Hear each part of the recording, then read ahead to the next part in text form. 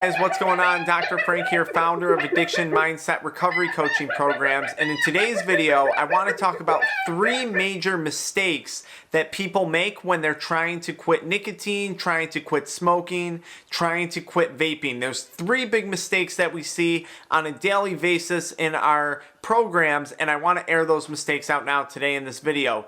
If you're new to our channel here at Addiction Mindset, we help people quit nicotine, THC, energy drinks, and a whole host of other addictions. So be sure to subscribe, hit the like button, and give us a follow if you find this content valuable. So let's jump right into it. The first mistake that I see people make when they're trying to quit vaping, trying to quit smoking, or trying to quit using nicotine products is they underestimate the challenge that's going to come with quitting. Now, what do I mean by that? If you've watched my other videos, you know that I've said repeatedly, and I stand by this, quitting nicotine is not hard. Nicotine, although a very addicting drug, is a relatively weak drug.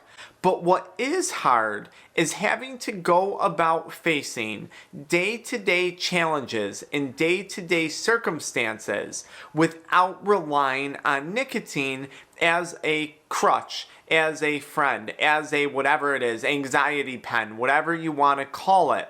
And remember, nicotine isn't a crutch, nicotine isn't a friend. Nicotine is actually chopping you off at your knees down and just slowly destroying you over life. So don't be fooled by that. But what do I mean by underestimating the challenges? Well, day to day in life, people are going to face challenges. You're going to face stressful days. You're going to face really, really happy days. You're going to face really, really sad days. You're going to have days where really good things happen, and you're going to have days where really bad things happen. Sometimes on your way to school or your way to work, you hit every green light. Sometimes you hit every red light. The fact of the matter is, things are going to come up. And one of the most common things that I hear when I'm coaching people on quitting nicotine, quitting THC, quitting any addiction for that matter, is the woe is me. And trust me, I feel bad for people. Really, really horrible things happen to people throughout the course of their life. I mean horrible things. But those things don't and should not justify a relapse onto nicotine. So Dr. Frank, I couldn't believe what happened today. I had to put my dog down, I got fired from work, and my wife left me. Wow, that's one of the worst days I could imagine. That's bad, aside from that individual getting diagnosed with maybe some type of terminal illness. But you have to remember, this is not a reason to relapse on nicotine. So you have to be prepared for these challenges. Maybe you have the opposite. You got a really big job promotion, you just built your dream house, you got a new car, and you're really, really about to just celebrate your 30th anniversary with your wife, and you're riding really, really high, or your girlfriend, your boyfriend, whatever. And you're riding very high. So here you are, all that excitement, and boom, that addictive voice tells you, hey, go celebrate. Have a hit of nicotine, have a cigarette, have a puff of a vape, have a drink, whatever it may be. You have to be prepared to navigate the circumstances that life is going to throw at you. And don't underestimate the type of circumstances or the quantity of circumstances that life is going to seem to throw at you when you're first quitting nicotine, because everything seems like it's an emergency. Everything seems like it's way blown out of proportion in most cases when you first quit.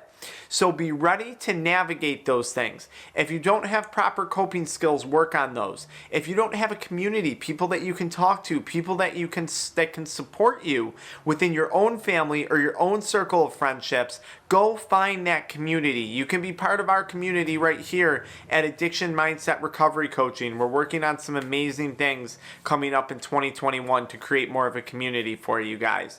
But find that support, use that support, learn new coping skills, do what you have to do, and plan ahead for these challenges, because challenges are going to happen. You're going to have good days and you're going to have bad days.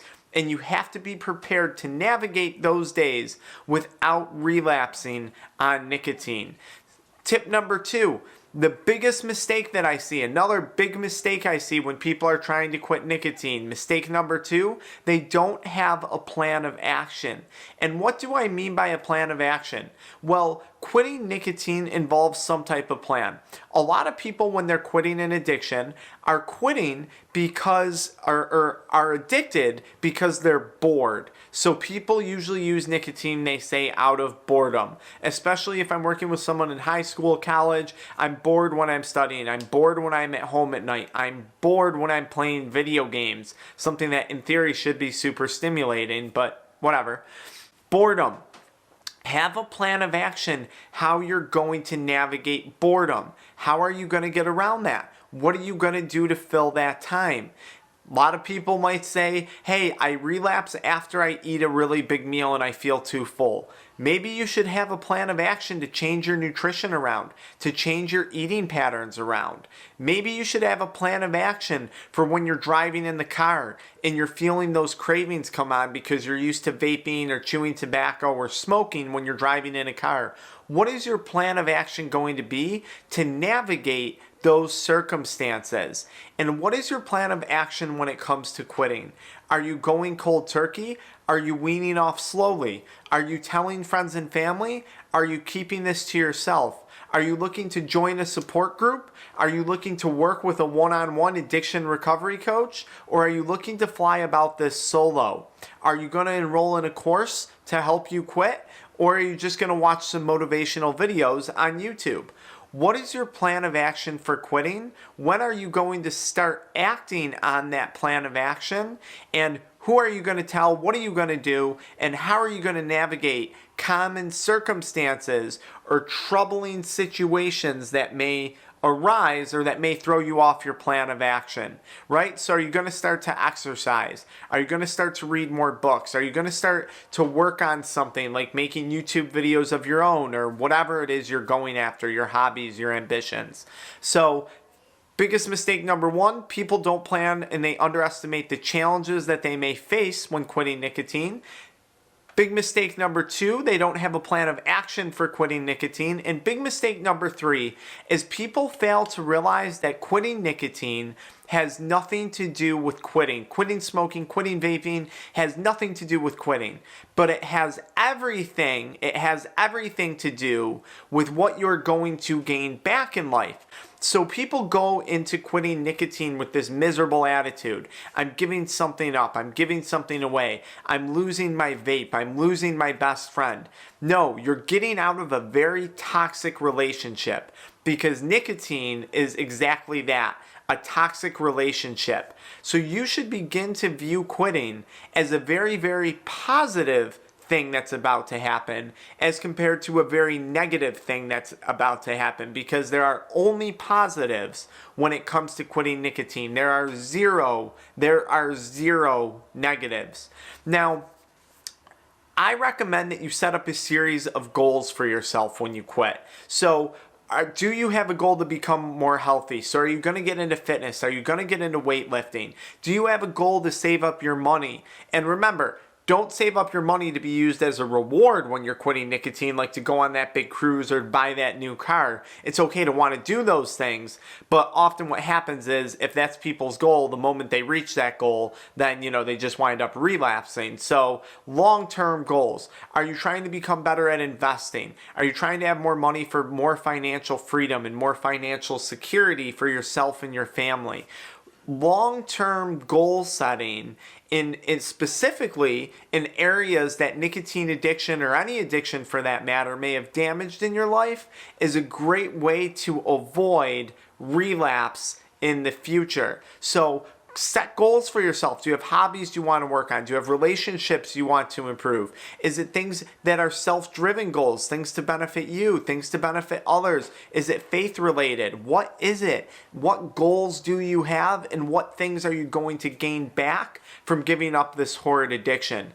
So those are 3 major mistakes that I see people make when they first quit nicotine. They don't anticipate or plan for future challenges. They fail fail to set proper goals for themselves, and they fail to make a plan of action. If you can correct those things and go into quitting nicotine with the right mindset, I promise you're going to have a much higher chance of success. And as a bonus tip, my other major mistake that I think I see people see when they go to quit nicotine is they use nicotine to quit nicotine.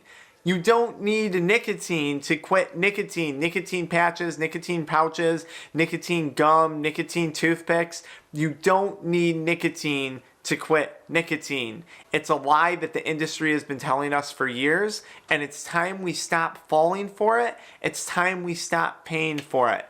Follow me into my next video where I talk about the biggest lie that the nicotine industry has told us, in which I'm going to elaborate more on that topic. Be sure to leave a like, drop a comment with questions, tell me about your goals, tell me about your ambitions. I want to hear from you guys how you're going to approach quitting nicotine and how you're going to keep it positive.